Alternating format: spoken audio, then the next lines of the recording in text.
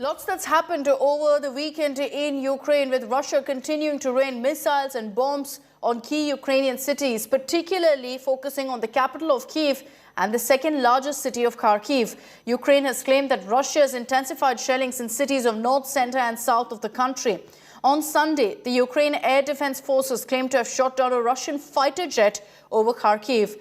In the last 2 days, Ukraine has claimed to have shot down more than 5 Russian planes. With each passing hour, meanwhile, Russian forces are inching towards the capital city of Kiev. Russian Defense Ministry released a video of its troops marching towards Kiev in tanks and in armored vehicles, which we've been talking about for the last many days here on India Today, the massive convoy that's heading towards Kiev. Ukraine's armed forces have also released a video in which military personnel are seen building trenches, roadblocks and armed checkpoints on the roads leading up to the capital. So all of them putting out videos, essentially another form of warfare here on social media. The resistance is also growing now against Russian President Vladimir Putin. Police detained more than 4,300 people on Sunday in protests against Putin's invasion of Ukraine. These protests were in Russia. Thousands of protesters were seen chanting "No to war" and "Shame on you," referring to Putin. Marine Corps, a crucial part of the Ukrainian forces. The gentleman over here is going to show how the women in the Marine Corps wear the bulletproof jackets. A very heavy one. Are you going to demonstrate? He wants me to wear it and see. An experience for myself. Oh my God, that is heavy. That is really heavy. So this is what the women in the Ukrainian armed forces wear. It's pretty heavy. And then okay, that's what he does. Okay, and then the helmet. Yes, that's standing with Ukraine. Standing with Ukraine. And then okay. अपना मुंह छुपाया ना उसने. See, it's interesting. The Yes. gentlemen over here, all right, but they're from the Marine Corps, so they're not going to show us their faces. So he's covered it because he was helping me. He's covered his face and he's come here. Okay, I'm not going to hold. Do you want me to hold a gun as well? Yes. I've never held. Oh, good Lord. Okay, so this is pretty difficult. Is this how it goes? My God. So this is how the women. Oh, I can't breathe. You need tremendous amount of training to be able to do this. To be able to hold a gun, to be able to wear this life jacket, this vest, this bulletproof vest, and the helmet, which is also pretty heavy, and then go into combat to fight for Ukraine against the Russians. With Kuldeep. Thank you. In one of the camps over here. In Kiev, Geeta Mohan for India Today. What Geeta did there, several civilians who've never held a gun before are forced to do the same now to honor and defend their country. Let's also get you more ground reports. Gaurav Sawant, who's been bravely reporting for us from Kiev, along with Shweta Singh, spoke with the Kiev governor on the current situation in the city. The attack on Kiev is imminent. This is the map of the Kiev region, and with us on this special broadcast is Oleksiy Koleba, the governor of Kiev. My colleague Shweta Singh and I are posing some questions to him about the threat that Kiev faces at this point of time. Governor, the attack is coming in on this map. Can you tell us where all are the Russian forces? Where is the main attack coming from at this point of time? Now main attack came from Zhytomyr district and Vyshgorod district. Okay. Are you worried for the civilians, the people who are living here? One more.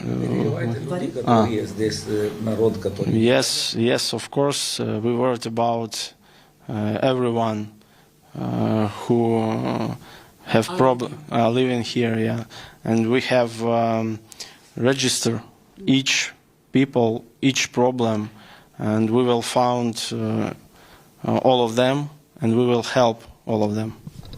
Sir, electricity and gas that apparently is a problem in Mariupol, in some other places. What is the situation in Kiev?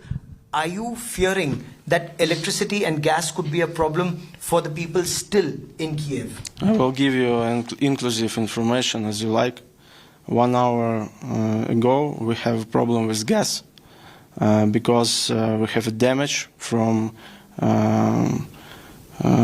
airplane, Russian rocket, and we made decision, and nearly 100 people will have no gas at all, because that's problem.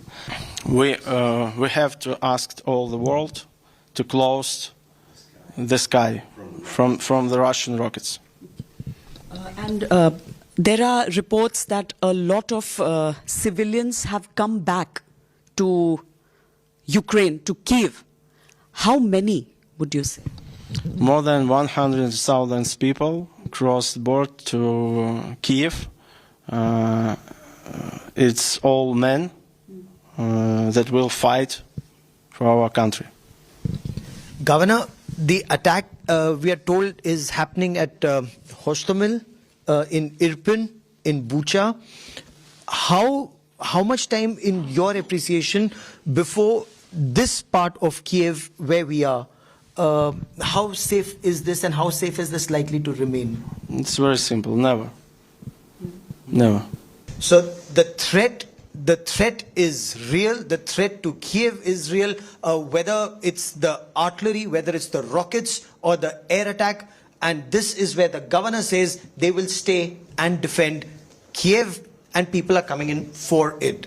For talking to India Today, Governor, many thanks. With Shweta Singh and camera person Pawan Kumar in Kiev, Ukraine, Gaurav Sawant for India Today.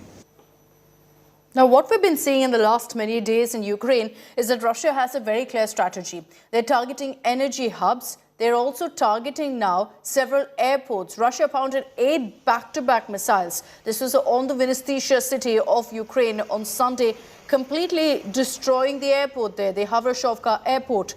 Ukraine President Volodymyr Zelensky has once again demanded that there be a no-fly zone imposed over Ukraine. Our next report tells you more about how several air bases, airports have been targeted by Russian forces. Not 1, not 2, not 3, but 8 back-to-back Russian cruise missiles hit Ukraine's Vinnitsa airport. This is how Vinnitsa Havrashovka airport looks like now. In pieces, shattered, completely destroyed. At least one person was reported dead as a result of the non-stop rain of Russian missiles. A warehouse caught fire and an administrative building was also partially destroyed. What followed? A strict demand from Ukrainian President Volodymyr Zelensky. He urged the West for the second time to impose a no-fly zone over Ukraine. Ми повторюємо кожного дня: закрийте небо над Україною, закрийте для всіх російських ракет, для російської бойової авіації, для всіх цих терористів. Зробіть гуманітарну повітряну зону без ракет, без авіабомб. Ми люди, і це ваш гуманітарний обов'язок захищати нас, захищати людей. NATO has already turned down Zelensky's request once. A no-fly zone will bar all unauthorized aircraft from flying over the war-torn country. We have seen it for the last 11 days, and you have seen it right now, that the destruction is happening now on the east side of Dnipro River and then on the west. However, without the no-fly zone over Ukraine, it seems like the whole Western world is just watching us being destroyed with no additional steps being taken. Now, we've been constantly getting you updates of what's playing out in the second largest city of Ukraine. That's the city of Kharkiv. It's been under siege for the last many days now, as Ukrainians have been fighting back, refusing to give control to Russia. Speaking exclusively to India Today, the Kharkiv governor, Ihor Terekhov, said that the situation is very tough It's disturbing in Kharkiv, as Russia is currently bombing the city, including civilian areas, according to the governor. And joining us live now is Governor Ihor Terekov. He's the governor of the city of Kharkiv. It's Ukraine's second largest city and has become defined and known as a city that's come under the most aggressive attacks from Russia. This is a city, remember, that is only 40 kilometers from the Russian border. Governor Terekov, thank you for speaking to India today. I'd like to start by asking you what the current situation is, sir, in your city, Kharkiv, right now. Unfortunately, the situation in Kharkiv it's really tough and disturbing. Russia is currently bombing the whole city. They are bombing the residential areas as well as critical infrastructure of the whole city. Unfortunately, there are a lot of people dying every day. People are trying to get to buy some foods or goods, and at that time, unfortunately, there are still bombing and a lot of people dying. So the situation is really, really tough and disturbing.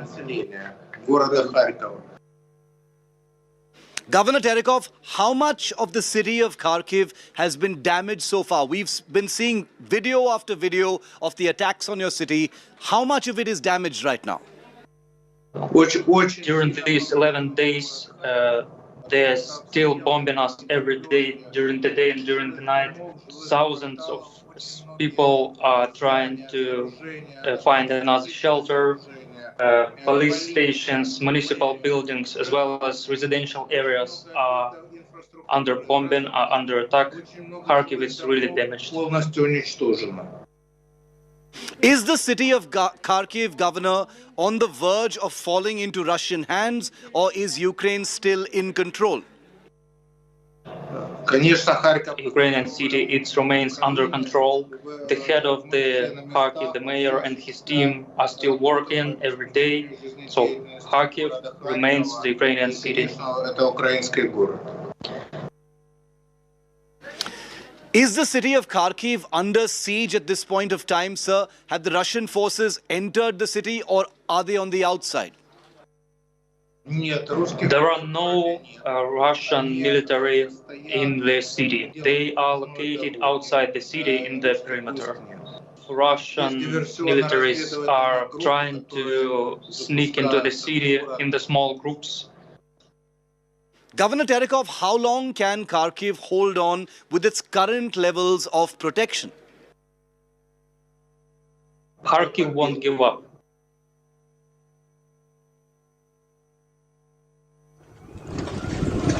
Governor, does the city of Kharkiv have enough food and water? Because when we've been reporting on the ground, there have been a lot of citizen concerns that food and water may be running out if the city gets cut off. As of now, people have enough water in their homes.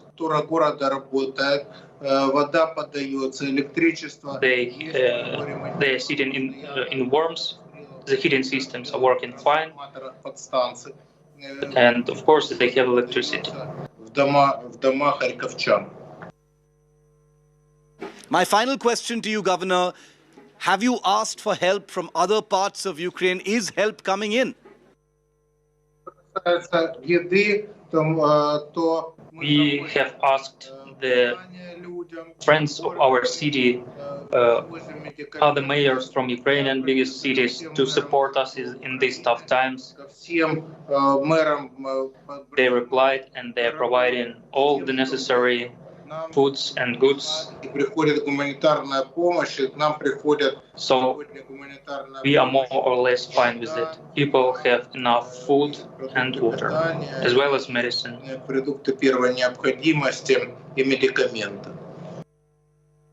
Governor Ihor Terekov of Kharkiv, thank you very much for speaking to India today. Stay safe, and we will continue to report from your city. Thanks for joining us here on India Today. The Russian aggression continues in Ukraine, both with Putin's missile and also his warmongering in his words. The Russian president spoke to French President Emmanuel Macron a day after Russian missiles attacked Europe's largest power plant at Zaporizhzhia.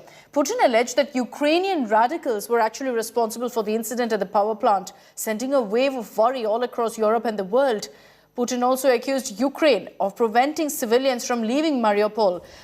Meanwhile, you had Ukrainian President Volodymyr Zelensky slamming the Russian president for the attack on the Vinnitsa airport, saying that Russia is deliberately destroying civilian infrastructure built by generations of Ukrainians. He also again called on Western leaders to impose a no-fly zone over Ukrainian skies.